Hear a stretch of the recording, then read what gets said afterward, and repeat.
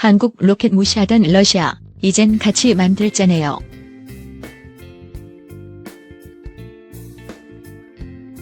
선진국들도 첫 번째 로켓 발사 성공 확률이 30%가 안 됩니다. 한국은 이 어려운 일을 첫 시도 만에 성공한 것입니다. 지난달 30일 대전 유성구의 한국항공우주연구원에서 만난 김진한 발사체 엔진 개발단장은 비록 일단 로켓만 있는 시험 발사체지만 우리 힘으로 개발한 엔진을 첫 비행에서 성공시킨 것은 세계적으로도 유례없는 성과라며 8년 동안 엔진 개발에 매달려온 저도 로켓이 힘차게 올라가는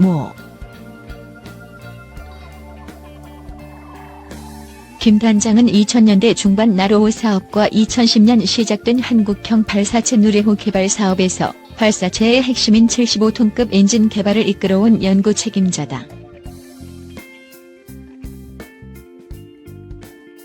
지난달 28일 이 엔진의 성능을 검증하기 위해 실시한 시험 로켓 발사에서 엔진 연소 시간과 최대 도달 고도 등 대부분의 수치에서 목표 이상의 성과를 거두었다.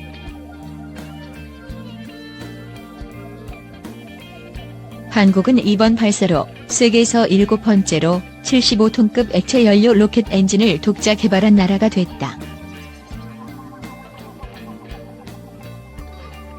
김 단장은 나로호 개발 당시 2번이나 발사에 실패한 경험이 있어 발사 전날 한숨도 못 잤다며 성공했다는 결과가 나온 뒤에 힘이 쫙 빠져서 동료와 후배들에게 수고했다는 말도 제대로 못했다고 했다. 김 단장은 이번 발사 성공으로 한국 우주 기술력을 바라보는 해외의 시선이 180도 달라졌다고 한다.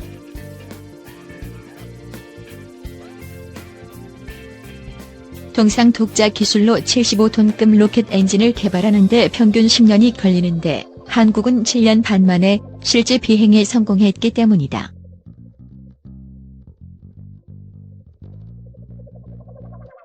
특히 로켓의 핵심인 엔진 기술은 돈을 주고도 해외에서 사올 수 없어 수많은 시행착오를 거쳐야 하고 성공 가능성도 높지 않다.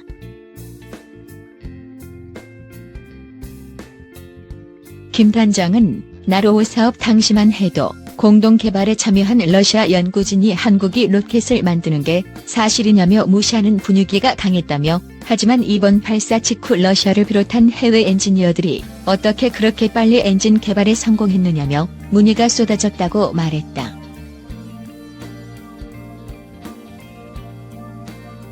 그는 최근에는 러시아의 엔진 개발업체에서 연구원을 한국에 보낼 테니 공동 개발하자는 제의도 들어왔다고 말했다. 긴 개발 과정에서 가장 견디기 힘들었던 것은 국내의 따가운 여론이었다. 2013년 나로5 성공 당시 인터넷에는 러시아 로켓 아니냐, 우리가 러시아를 대신해 로켓 성능을 검증해준 것이라며 개발 성과를 깎아내리는 악성 댓글이 많았다고 한다.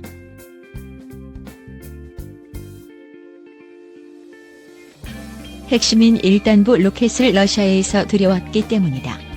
김 단장은 나로5 사업 당시에도 로켓 엔진 개발에 참여했다.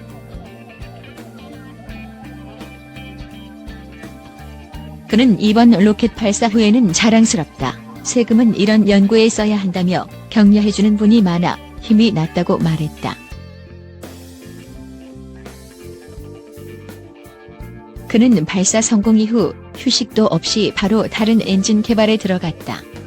2021년 발사될 누리호 제작을 위해 2020년까지 20개의 엔진을 만들어야 한다.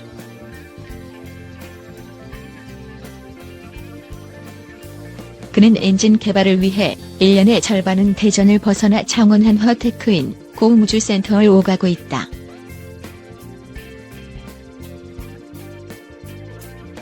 김 단장은 2021년에도 지금처럼 국민이 기뻐할 수 있도록 다시 고삐를 조이겠다고 말했다.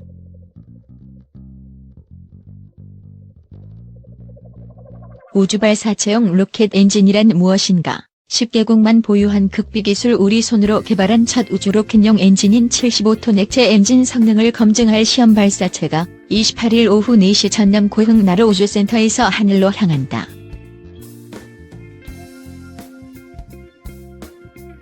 오는 2021년 발사될 한국형 발사체에 들어갈 75톤 액체 엔진은 한국이 자력으로 우주에 인공위성을 쏘아 올리는 능력을 확보하는 데 필요한 핵심 기술이다.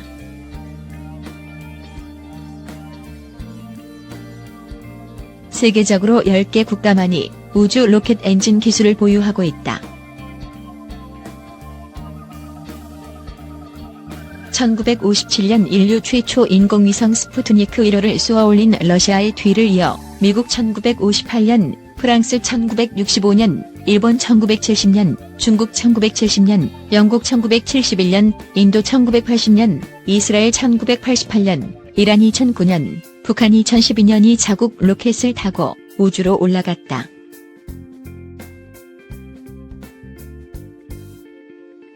도대체 우주 발사체에 들어갈 로켓 엔진은 어떤 원리이고 왜 이렇게 개발하는 데 힘들까?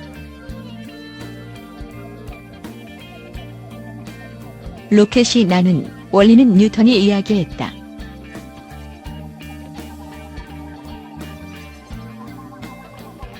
로켓 엔진은 지구 대기권뿐 아니라 우주 공간도 비행할 수 있는 추진기관이다.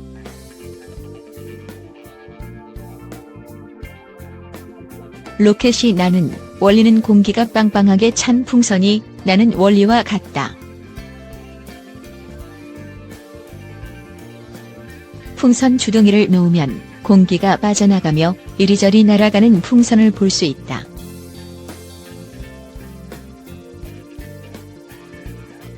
작용, 반작용의 법칙으로 알려진 뉴턴의 운동 제3법칙에 따른 결과다. 이 법칙에 따르면 한 물체에 힘을 가하면 이 물체도 같은 힘을 반대로 가한다.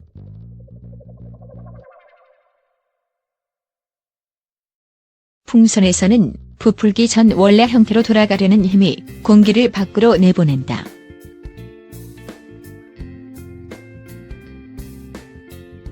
그 반작용으로 공기도 풍선을 밀어낸다.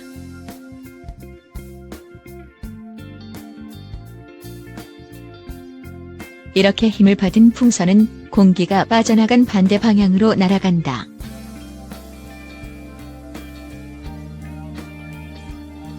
시험 발사체에 장착된 로켓 엔진이 작동하는 원리도 풍선이 날아가는 원리와 같다.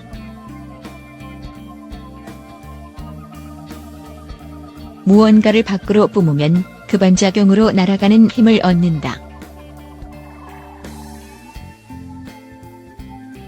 예를 들어 한 사람이 공을 던지면 던진 사람도 반작용으로 힘을 받는다.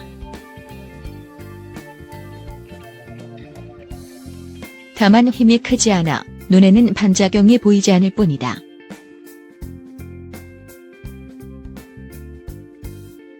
로켓 엔진이 던지는 공은 분사된 가스다.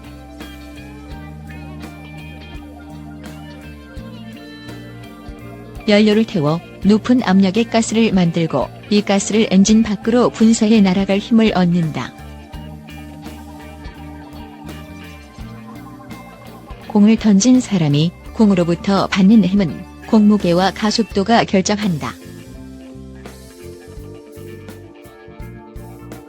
여기엔 뉴턴의 운동 제2법칙인 FMA가 쓰인다.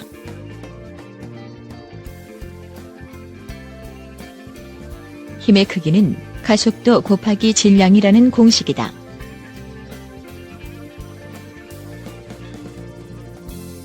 공이 사람에게 받은 힘은 공의 가속도 곱하기 공의 질량이고 공을 던진 사람도 반작용으로 같은 힘을 받는다.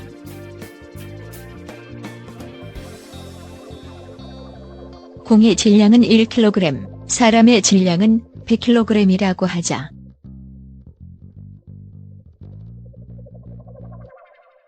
초속 10m의 속도로 공을 던지면 사람도 공이 받는 힘과 같은 힘을 받는다.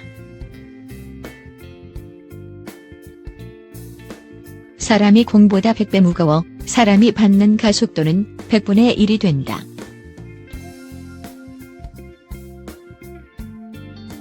결국 초속 0.1m의 속도로 공이 날아가는 방향의 반대로 움직이게 된다. 200톤짜리 한국형 발사체가 1.5톤 위성만 싣는 이유는 로켓의 딜레마 때문.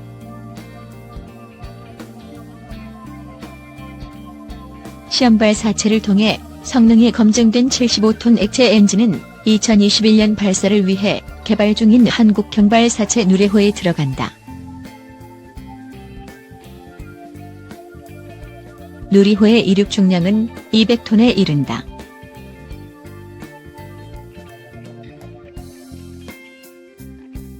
(250명을) 태울 수 있는 중형 항공기 무게와 비슷하다.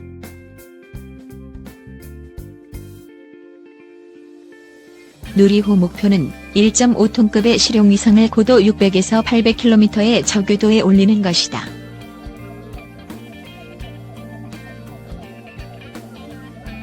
(1.5톤은) 중형 세단 하나의 무게다.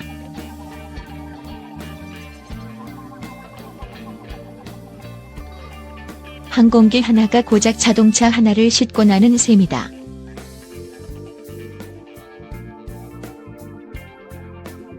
여기에도 로켓의 원리에 따른 이유가 숨어 있다.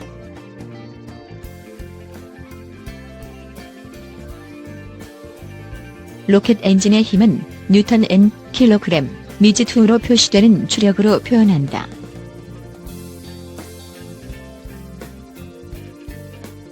(1kg의) 물체가 중력을 거슬러 공중에 떠 있기 위해서는 9.8N의 힘추력이 필요하다. 매초 1개씩 1kg의 공을 던지면 던지는 사람은 9.8N의 추력을 얻을 수 있다.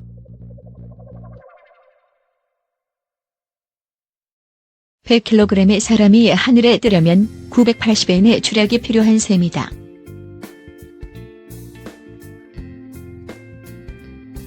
추력을 높이는 방법은 두 가지다.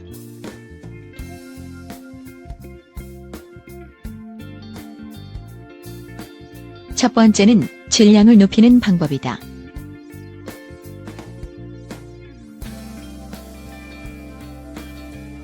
공의 질량을 늘리거나 많은 수의 공을 던지면 된다.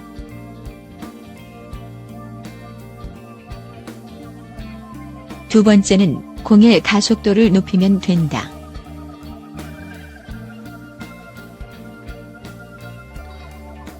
(100kg의) 사람이 떠 있으려면 매초 초당 980m 속도로 땅으로 공을 던지거나 매초 100개씩 초당 9.8m의 속도로 공을 던지면 된다.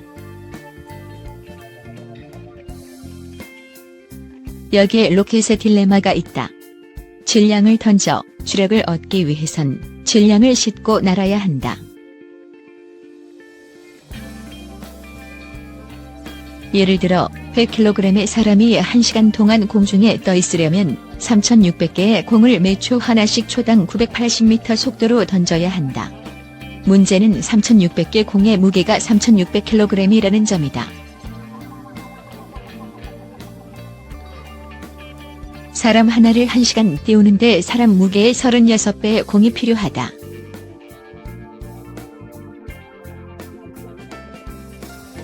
공의 무게를 생각하지 않고 계산했기 때문에 실제로는 공이 더 필요하다.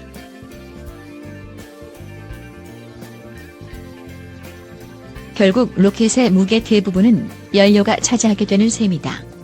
거대한 로켓에 상대적으로 조그만 위성 하나를 실어 날릴 수밖에 없는 이유다.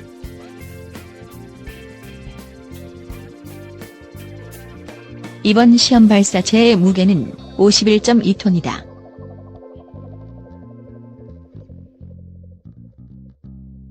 연료를 143.5초간 연소하며 하늘을 날게 되는데 이때 쓰는 연료와 산화제의 양은 36.4톤이다.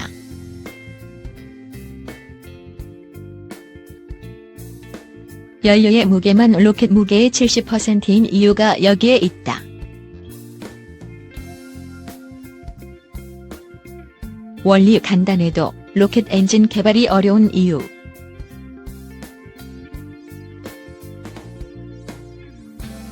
시험 발사체에는 순수 한국 기술로 개발한 75톤 액체 로켓 엔진을 장착했다. 75톤급 로켓은 75톤의 무게를 궤도로 날려보낼 추진력을 갖고 있다는 뜻이다. 우주 로켓은 세계에서도 10개 국가만 기술을 갖고 있을 정도로 어려운 기술이다. 로켓이 나는 물리적 원리는 간단하지만 실제 개발이 어려운 이유는 그런 힘을 내는 액체 엔진 구조가 워낙 복잡하기 때문이다.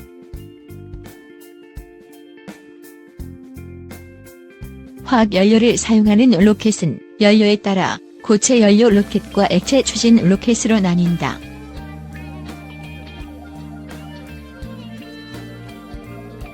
고체 연료 로켓은 값싸고 간단한 구조다. 반면 액체 추진 로켓은 연료 투입량을 제어할 수 있어 정교한 제어가 가능하다. 하지만 그만큼 복잡하고 조그만 실수도 용납되지 않는다. 고려 말 최무선이 주화라는 무기용 로켓을 만든 기록이 있을 정도로 한국에서도 역사가 긴 고체 연료 로켓은 구조가 간단하다. 빨리 타지만 폭발하지는 않는 고체 연료를 엔진에 채우면 된다. 폭발에 쓰는 화약의 조성을 조금만 바꾸면 고체 연료로 바꿀 수 있다. 엔진은 원통형으로 내부에 고체 연료를 채운다. 가운데는 원통형 모양으로 비어있다. 비어있는 공간에 불을 붙이면 안쪽 고체 연료부터 연소하며 발생한 가스가 배출돼 주력을 얻는다.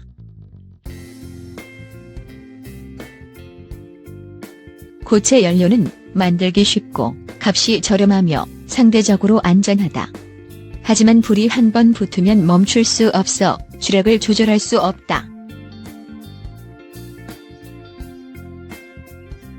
정밀한 엔진 제어가 불가능하다. 반면 액체 추진 로켓은 주입하는 연료량을 제어하는 게 가능하다. 정교한 제어가 필요한 우주선 영역에서 액체 추진 로켓이 쓰이는 이유다.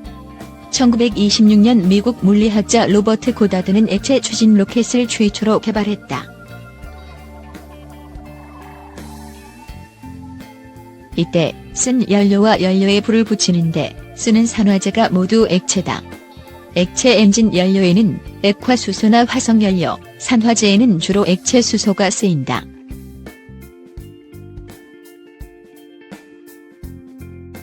연료와 산화제가 엔진 송연소 체인버로 들어가 불이 붙으면 고온 고압의 가스로 변한다.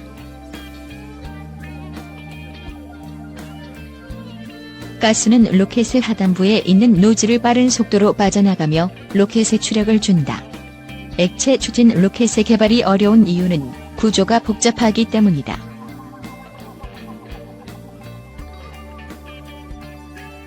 안전을 위해 연소 체인버와 노즐을 식혀줘야 하는데 이를 위해 연료나 산화제로 쓰이는 극저온의 액체 산소나 수소를 부품 주위로 순환시키는 장치가 들어간다.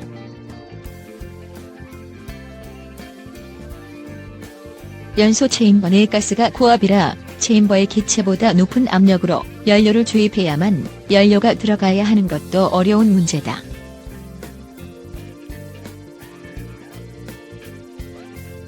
이를 위해서는 연료를 고압으로 주입하는 추진체 가압 계통도 필요하다.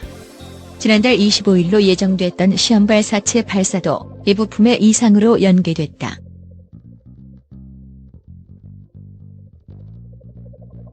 내보낼 무언가만 있다면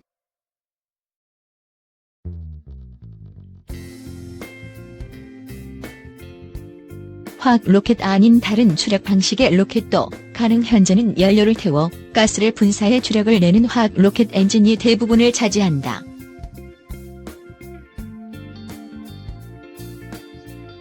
미국 스페이스X의 펠컨 9이나 유럽의 아리아노도 마찬가지다. 하지만 로켓의 원리를 생각해보면 다른 추력 방식도 충분히 가능하다.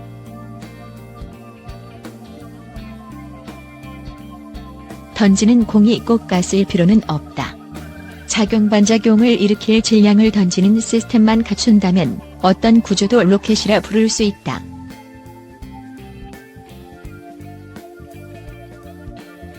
고압 질소를 담아놓다가 분출하는 로켓은 작은 추력을 낼 때 쓰인다. 인공위성의 자세를 제어하거나 우주 비행사가 우주 공간에서 움직일 때 쓴다.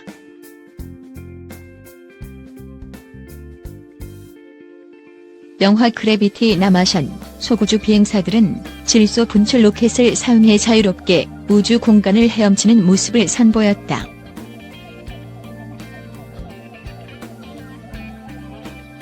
이온이나 원자를 고속으로 가속해 추력을 얻는 새로운 로켓도 개발되고 있다. 지난 9월 미국 항공우주국 나사는 첨단 전기 추진 체계로 알려진 이온 로켓 엔진 시스템이 초기 시험에 성공했다고 밝혔다.